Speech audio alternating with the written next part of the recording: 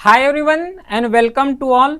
इस वीडियो में कवर करने वाले हैं बायोलॉजी एनालिसिस को। इससे पहले जो है कई इंपॉर्टेंट जो सब्जेक्ट्स हैं जैसे कि पॉलिटी हो गया, जियोग्राफी हो गया, इन सब का डिटेल एनालिसिस कर चुके हैं। ठीक है, सब्जेक्ट वाइज एनालिसिस कर रहे हैं, बहुत ज़्यादा बेनिफिशियल होगा। बाकी क्लास का फीचर्स क्या है ये सब तो क्लासेस में डिस्कस करते ही आ रहे हैं। बाकी विदाउट वेस्टिंग एनी टाइम सीधे से बात है कि स्टार्ट करते हैं क्लासेस को। ठीक है, हर क्लास में तो वही चीज को डिस्कस ही कर रहे हैं कि कैसे इंपॉर्टेंट रोल प्ले कर सकते हैं। ठीक है, बाकी क्लास भी हो चुका है तो एक बार उसको प्रिफर कर लेना। देखो, अगर इस क्लास में पूरा बायोलॉजी सेक्शंस को एनालिसिस किया जाए, स्पेशली सीडीएस का, तो इस बार जो है 10 क्वेश्चंस पूछे गए हैं। अब ये 10 क्वेश्चन के 10 मैं ये बोलूंगा कि 10 आउट ऑफ 10 है ना, 10 आउट ऑफ 10 तो इजिली डुएबल थे।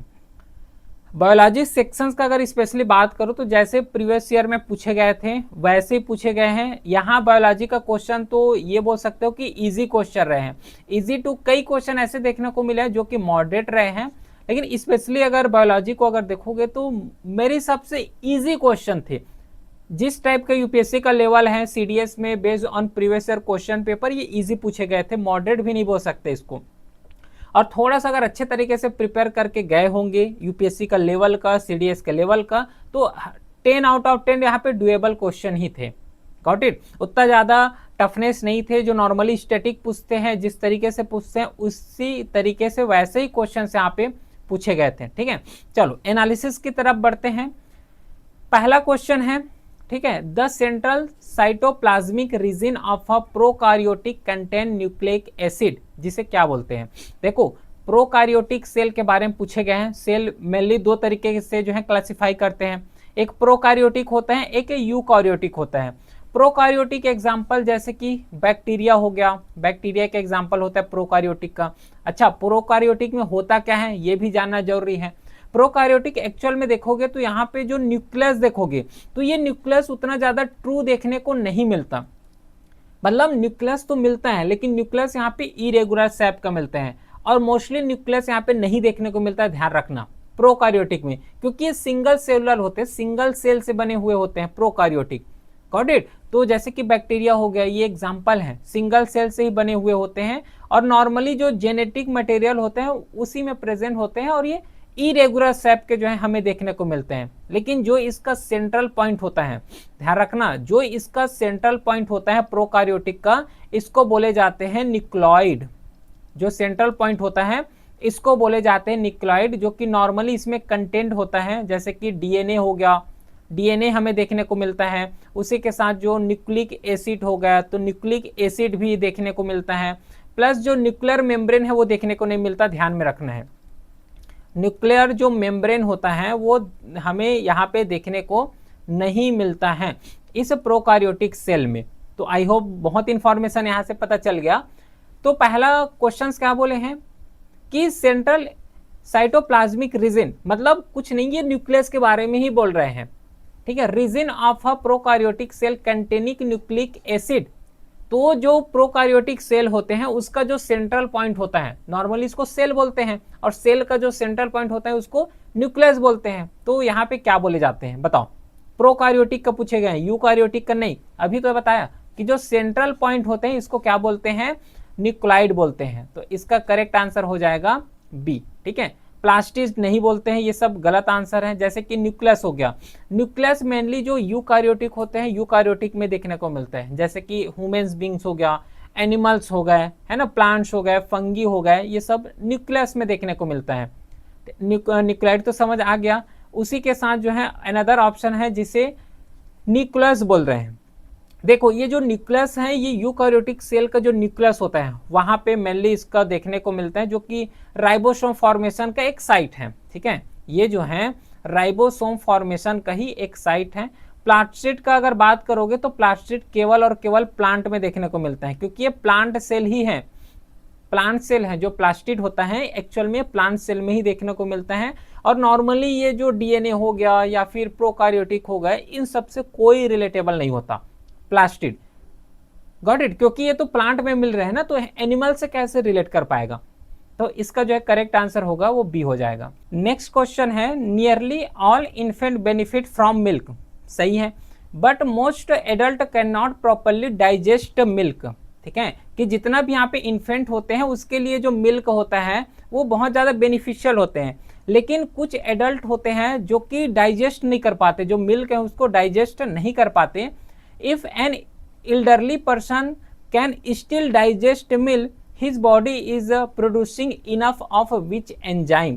बताओ कौन से एंजाइम को जो है यहाँ पे प्रीफर करेंगे या फिर कौन से एंजाइम को यहाँ पे प्रोड्यूस करेंगे। सबसे पहले बात यहाँ पे मिल्क का पूछे गए हैं। देखो एक्चुअल में मिल्क को अगर देखोगे तो यहाँ पे शुगर कंटेंट होता है, सबको पता है। शुगर का नाम क्या है, उस शुगर को बोले जाते हैं लैक्टोस। लैक्टोस शुगर इसको बोले जाते हैं, जो कि नॉर्मली बॉडी को यहाँ पे जरूरत होते हैं। और जो ये लैक्टोस जो बॉडी को यहाँ पे जरूरत होते हैं इसको क्या बोले जाते हैं, लैक्टाज बोलते हैं। ठीक है, टू डाइजेस्ट लैक्टोस, अगर ये लैक्टोस को डाइजेस्ट करना है तो उसका एक एंजाइम चाहिए जिसको लैक्टाज बोलते हैं। डाउट हो रहा है क्या? देखो मिल्क होता है, इसमें क्वेश्चन में क्या बोले गए हैं कि जो जैसे कि न्यू बॉर्न बेबी होते हैं तो उसको जो है मिल्क बहुत ज़्यादा जरूरी होता है, लेकिन उसमें से कुछ एडल्ट ऐसे होते हैं जो कि मिल्क को डाइजेस्ट नहीं कर पाते। ठीक है, मिल्क को जो है डाइजेस्ट नहीं कर पाते, तो अगर वो डाइजेस्ट करता है, अगर डाइजेस्ट ठीक है चलो कर रहे हैं सपोज करो, तो कौन से एंजाइम को यहाँ पे रिलीज करेगा। तो थोड़ा सा उसका स्टैटिक बता रहा हूँ कि जो मिल्क होता है उसमें शुगर कंटेंट होता है, उस शुगर का नाम है लैक्टोज। और अगर इस शुगर को या फिर इस लैक्टोज को अगर डाइजेस्ट करना है तो उसके लिए एक एंजाइम चाहिए, उस एंजाइम का नाम यहाँ पे लैक्टास है, ये बोलना चाह रहा हूँ मैं। ठीक है, पहला ऑप्शन दिए गए हैं सेलुलाज। अब देखो ये जो सेलुलाज है, सबसे पहले बात ये सेलुलोज को ब्रेक डाउन करने का काम करते हैं। जैसे कि जो लैक्टोस है तो लैक्टोस को ब्रेक डाउन करने का काम लैक्टास करते हैं। सेम वे में जो सेलुलोज होते हैं इसको ब्रेक डाउन करने, सेलुलाज जो होते हैं ये सेलुलोज को ब्रेक डाउन करने का काम करते हैं। समझ पा रहे हो? और ये जो है नॉर्मली ह्यूमंस के द्वारा प्रोड्यूस नहीं करते। अगर ह्यूमंस बोलोगे तो उसके द्वारा नॉर्मली प्रोड्यूस नहीं करते। तो पहला ऑप्शन तो क्लियरली गलत हो गया।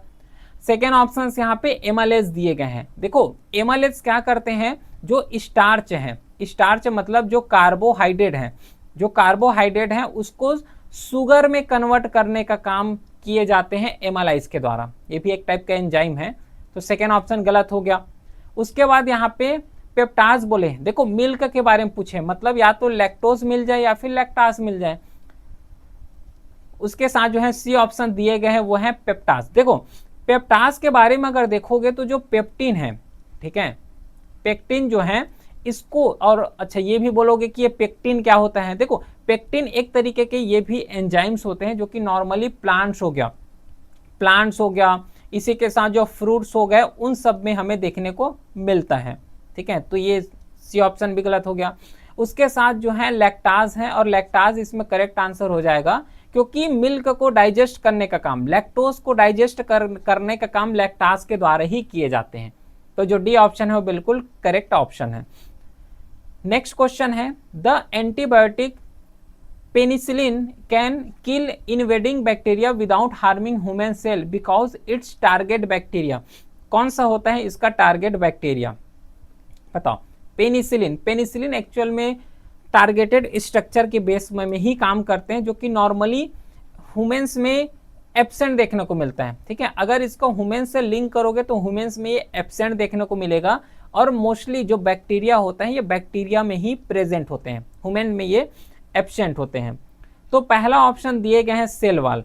अब सेल वाल को अगर देखोगे तो बैक्टीरिया का सेल वाल देखोगे तो बहुत ज़्यादा रिजिड होते हैं, ठीक है, जो कि पेप्टिक ग्लाइकोन से बने हुए होते हैं। तो इसका करेक्ट आंसर यही हो जाएगा, ए ऑप्शन ही बिल्कुल करेक्ट है, क्योंकि एंटीबायोटिक जो पेनिसिलिन है उसमें से जो इन्वेडिंग जो बैक्टीरिया होते हैं उसको किल करने का काम ही सेल वाल के द्वारा होता है। टारगेट जो बैक्टीरियल होते हैं वो सेल वाल ही होते हैं।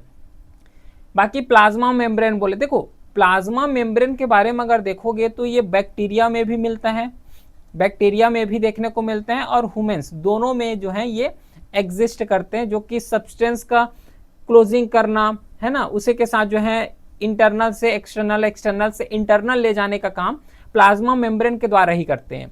कि कौन से सब्सटेंस, देखो बाहरी आवरण होता है, जो ऑर्गेनिज्म होते हैं, इस ऑर्गेनिज्म का जो बाहरी आवरण होता है उसको प्लाज्मा मेम्ब्रेन बोलते हैं। इसका जो मेन वर्क यही होता है कि कोई भी बाहर चीज जो है वो अंदर में न जा पाए, हार्मफुल इवेंट्स या फिर हार्मफुल जितना भी सब्सटेंस है वो अंदर में न जा पाए और अंदर का जो है ये बाहर ना आ पाए। ठीक है, तो इसको यहाँ पे प्लाज्मा मेम्ब्रेन बोलते हैं। राइबोसोम है, देखो राइबोसोम जो कि नॉर्मली इसका बैक्टीरिया राइबोसोम यहाँ पे अलग होता है और यहाँ पे और इसके बारे में अगर देखोगे तो राइबोसोम जो है बैक्टीरिया में 70 मिलता है और ह्यूमंस में 80 मिलता है। क्रोमोसोम तो ये डीएनए होता है, डीएनए वाला है। ठीक है, इनहेरिटेंस जो कंटेन करके रखते हैं क्रोमोसोम। अगला question, a researcher in studying different type of cell in which cell type will he or she encounter the highest number of lysosome। Different type of cell के बारे में रिसर्चर जो है यहाँ पे रिसर्च करते हैं, लेकिन यहाँ पे पूछे गए हैं कि in which cell type will he see encounter the highest number of lysosome. देखो लाइजोसोम क्या होता है, लाइजोसोम को ही यहाँ पे सुसाइडल बैग बोलते हैं, suicidal bags of cell, suicidal bag ही यहाँ पे बोलते हैं। इसमें एक एंजाइम देखने को मिलता है जो कि जितना भी वेस्ट मटेरियल हो गया या फिर जो सेल पार्ट है जो डैमेज हो जाते हैं उसको रिपेयर करने का काम, ये सब जो है लाइजोसोम के ही द्वारा किए जाते हैं। ठीक है, सुसाइडल बैग किसको कंसीडर करते हैं। पहला ऑप्शन है पेंक्रियाटिक सेल।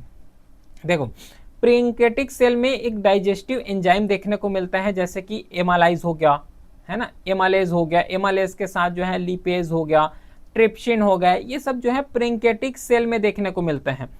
लेकिन यहाँ पे क्या बोले गए हैं कि हाईएस्ट नंबर ऑफ लाइजोसोम यहाँ पे नहीं मिलता, हाईएस्ट नंबर ऑफ लाइजोसोम नहीं, यहाँ पे मॉडरेट लाइजोसोम देखने को मिलता है, मॉडरेट लाइजोसोम एग्जिस्ट करता है, हाईएस्ट नंबर में नहीं होता।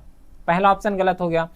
उसी के साथ जो है ओवेरियन सेल है जिसे ओवल में देखने को मिलते हैं, ह्यूमन स्पेशली जो फीमेल बॉडी है वहां पे, तो ओवेरियन सेल में अगर देखोगे तो यहाँ पे तो केवल फ्यू ही लाइजोसोम देखने को मिलता है, यहाँ तो हाईएस्ट का पूछे गए हैं, तो बी ऑप्शन भी गलत हो गया। जो कि नॉर्मली एग फॉर्मेशन हो गया वहां पे यूज करते हैं, जो ओवेरियन सेल है एग फॉर्मेशन हो गया, हार्मोन सेक्रेशंस हो गए, उस केस में जो है ओविएशन सेल का यूज करते हैं।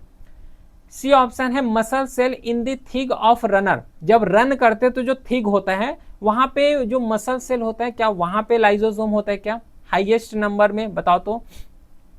यहाँ पे भी वेरी फ्यू लाइजोसोम देखने को मिलता है क्योंकि ये सुसाइडल बैग है ना, सुसाइडल बैग है ये, तो सी ऑप्शन गलत हो गया। उसके साथ जो है WBC हो गया, तो WBC इसका करेक्ट आंसर हो जाएगा क्योंकि सबसे ज्यादा जो लाइजोसोम देखने को मिलता है वो यहीं पे मिलते हैं।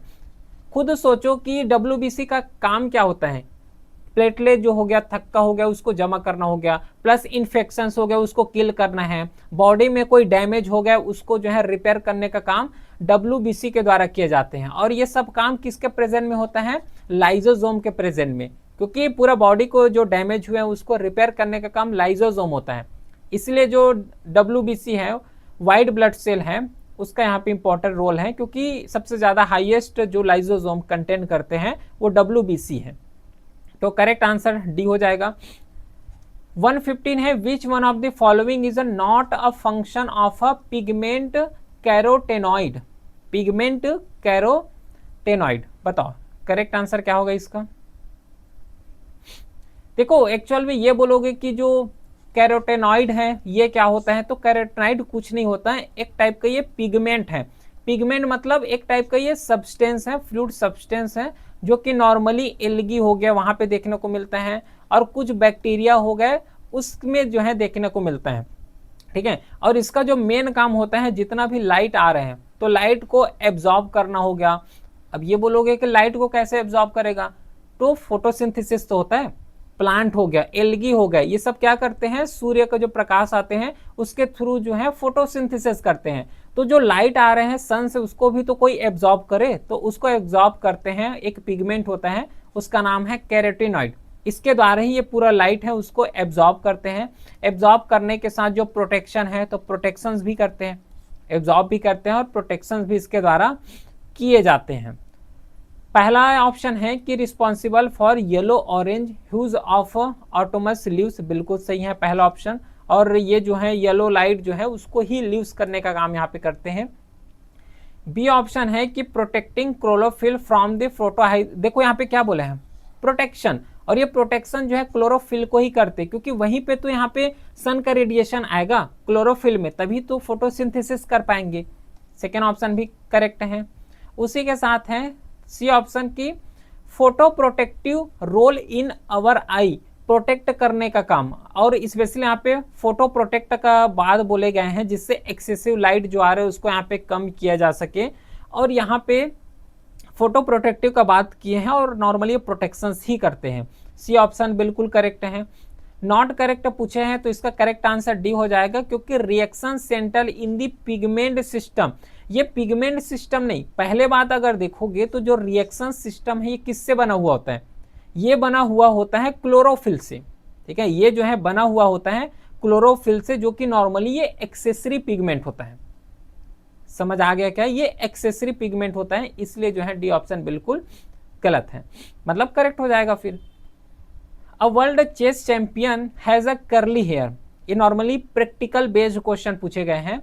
जो चेस चैंपियन है उसका कर्ली हेयर है, attached ear dopes and freckles, which one of the following trait is not likely to passed on his her offspring, ये सिंपल से बोले गए हैं कि इसमें से कौन सा ऑप्शन है जो कि नॉर्मली इनहेरिटेंस से प्राप्त हुए हैं।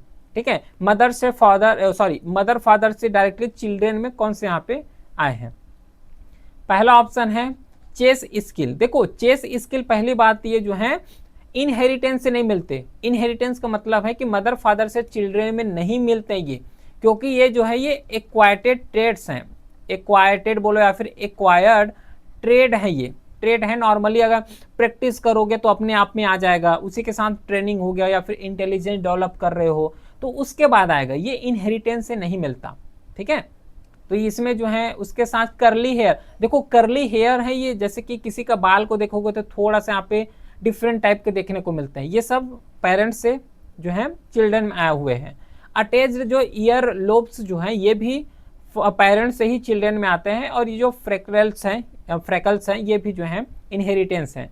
नॉट इनहेरिटेंस पूछे गए हैं तो करेक्ट आंसर ए हो जाएगा चेस स्किल, क्योंकि ये जो है एक्वायर ट्रेट है। अब ये एक्वायर कैसे करोगे, जैसे कि प्रैक्टिस कर रहे हो तो वहां पे हो जाएगा, उसी के साथ जैसे कि अगर ट्रेनिंग करोगे तो ट्रेनिंग में हो जाएगा, है ना, अगर कोई डेवलपमेंट कर रहे हो तो डेवलपमेंट के बेस में जो है ये एक्वायर हो जाते हैं चेस स्किल्स। नेक्स्ट क्वेश्चन है in humans which chamber of the heart receive oxygen rich blood from the lungs, बताओ। इसमें जो है दो कैटेगरी बस याद रखना, बाकी बायोलॉजी में तो इसको कवर किए ही किए हैं। देखो जो पल्मोनरी वेंस हैं, पल्मोनरी क्योंकि यहाँ पे डबल सर्कुलेशन होता है, जो ह्यूमन हार्ट है इस ह्यूमन हार्ट में डबल सर्कुलेशन होता है। पहला सर्कुलेशन जिसमें से पल्मोनरी सर्कुलेशन होता है, इसमें क्या होता है कि जितना भी ऑक्सीजन है ना, जितना भी या फिर ब्लड हो गया, ऑक्सीजन हो या फिर डीऑक्सीजन हो, ये हार्ट से जो है लंग की तरफ ले जाने का काम करते हैं, इसको पल्मोनरी सर्कुलेशन बोलते हैं। एक होता है सिस्टेमिक सर्कुलेशन। ये सिस्टेमिक सर्कुलेशन में क्या होता है कि जो हार्ट है इस हार्ट से बॉडी में ले जाने का काम किया जाते हैं, उसको सिस्टेमिक सर्कुलेशन बोलते हैं। क्वेश्चन क्या पूछे गए हैं, क्वेश्चन ये बोले हुए हैं कि in humans which chamber of the heart receive oxygen rich blood from the lung first, तो इसका करेक्ट आंसर ए हो जाएगा लेफ्ट एट्रियम के द्वारा। बाकी अगर राइट एट्रियम में देखोगे तो यहाँ पे डी ऑक्सीजनेटेड, मतलब जहाँ पे ऑक्सीजन ना हो उस ब्लड को ट्रांसपोर्ट करने का काम इसके द्वारा किए जाते हैं, डी ऑक्सीजनेटेड ब्लड को। लिफ्ट वेंट्रिकल का अगर बात करोगे तो ये लिफ्ट आर्ट्रियम से करते, इतना यहाँ पे कंफ्यूज नहीं होना है, बस सिंपल से ये इसका करेक्ट आंसर ए हो जाएगा। नेक्स्ट क्वेश्चन, चलो इस क्वेश्चन को बताओ तो। Consider the following statement with reference to mature and organic farming. Manure actual में MATURE नहीं है, मेच्योर अलग होता है, मेन्योर एंड ऑर्गेनिक फार्मिंग। पहला बोले गए हैं कि vermi compost is rich in organic matter and nutrient, ये बिल्कुल सही है। ऑर्गेनिक जो वर्मी मोस्ट होता है, जो कि ऑर्गेनिक मैटर ही होते हैं, न्यूट्रिएंट ही होते हैं, ये ऑर्गेनिक मैटर न्यूट्रिएंट में बहुत ज़्यादा रिच होते हैं, जैसे कि नाइट्रोजन हो गया, है ना, फास्फोरस हो गया, पोटेशियम हो गया, ये सब चीज़ में रिच होते हैं। Bio fertiliser and bio pesticide are not use in organic farming, सही है क्या गलत है, बायो फर्टिलाइजर को तो यूज ही करते हैं, है ना। गवर्नमेंट भी बोलते हैं कि बायो फर्टिलाइजर यूज करो, ये तो गलत हो गया, नॉट पूछ दिए, लेकिन इसका करेक्ट आंसर होता है कि बायो फर्टिलाइजर यूज करते हैं। Crop rotation is beneficial in controlling insect pest weeds, बिल्कुल सही है। इसका जो करेक्ट आंसर होगा वो बी हो जाएगा, 1 और 3 बिल्कुल सही है। अगला क्वेश्चन है जिसमें से स्ट्रक्चरल ऑर्गेनल बेस्ड क्वेश्चन पूछे गए हैं। माइट्रोकॉन्ड्रिया, माइट्रोकॉन्ड्रिया का काम होता है सेलुलर रेस्पिरेशन का, जो एनर्जी जनरेशन हो गया जिसे एटीपी के फॉर्म में बोलते हैं, 32 एटीपी, याद आ रहा है। तो माइट्रोकॉन्ड्रिया जो है पावर हाउस हो गया, है ना, रेस्पिरेशन, सेलुलर रेस्पिरेशन, बिल्कुल करेक्ट है। इसके बाद नेक्स्ट है साइटोकिनिन, साइटोस्केलेटन। साइटोस्केलेटन अगर देखोगे तो इसका काम है सेल जो शेप होता है इसको मेंटेन करने का काम किए जाते हैं साइटोस्केलेटन के द्वारा, जो कि शेप हो गया, सपोर्ट हो गया, स्ट्रक्चर हो गया, इन सबको यहाँ पे कवर करते हैं। स्मूथ इंडोप्लाज्मिक रेटिकुलम, एक होता है रफ इंडोप्लाज्मिक रेटिकुलम, है ना, या फिर इंडोप्लाज्मिक, हाँ ठीक है वही है। तो स्मूथ यहाँ पे इंडोप्लाज्मिक रेटिकुलम पूछे गए हैं। इसका काम सिंपल सा है कि जितना भी यहाँ पे डिटॉक्सिफिकेशन जो है लीवर में उसको यहाँ पे कवर करना है तो होता है। उसके साथ आता है वैक्यूलस। वैक्यूलस का इसका सिंपल सा काम होता है कि जितना भी केमिकल्स हो गया, सेल हो गया, उसको इनलार्जमेंट करने का काम और उसको स्टोरेज करने का काम। तो इसका करेक्ट आंसर हो जाएगा B, B is the right answer. Which one among the following pair of disease and their type is not correctly matched. पहला पूछे गए हैं पोलियो। पोलियो एक्चुअल में एक वायरल डिसीज है, बिल्कुल सही है। एथलीट फुट या फिर एथलीट्स फुट अगर देखोगे ये फंगल डिसीज है, सही है क्या, बिल्कुल सही बात है। ये फंगल डिसीज होता है जो कि नॉर्मली ट्रिकोपाइथन स्पीसीज जो होता है वहां से है ये। डेंगू फीवर, डेंगू फीवर यहाँ पे नॉन वायरल डिसीज बोले गए हैं, ये नॉन वायरल डिसीज नहीं होता है, ये होता है डेंगू वायरस से, ठीक है, डेंगू वायरस से जो है ये होता है। तो करेक्ट आंसर इसका सी हो जाएगा। ये यहाँ पे नॉन वायरल डिसीज बोले हैं, ये डेंगू वायरस जो है एक वायरल डिसीज है। फिर वुपिंग जो कफ होता है बैक्टीरियल डिसीज है, ये तो सही है। करेक्ट आंसर नॉट करेक्टली पूछे गए हैं तो सी ऑप्शन बिल्कुल करेक्ट है। तो ये तो रहा कंप्लीट बायोलॉजी का एनालिसिस, ठीक है, डिटेल के साथ कवर किए हैं। कुछ यहाँ पे ये भी जानने का ट्राई किए हैं कि किस तरीके से यहाँ पे क्वेश्चन पूछे गए हैं। कोई भी क्वेरी हो तो व्हाट्सएप नंबर है, वहाँ पे मैसेज कर सकते हो। टेलीग्राम चैनल में इसका पीडीएफ हो गया, प्लस क्लासेस का जो शेड्यूल है, नोटिफिकेशन है, वहीं पे अपलोड होता है। Link is also given in the description box. फिर मिलते हैं नेक्स्ट क्लास में, तब तक के लिए thank you, well done, have a great day.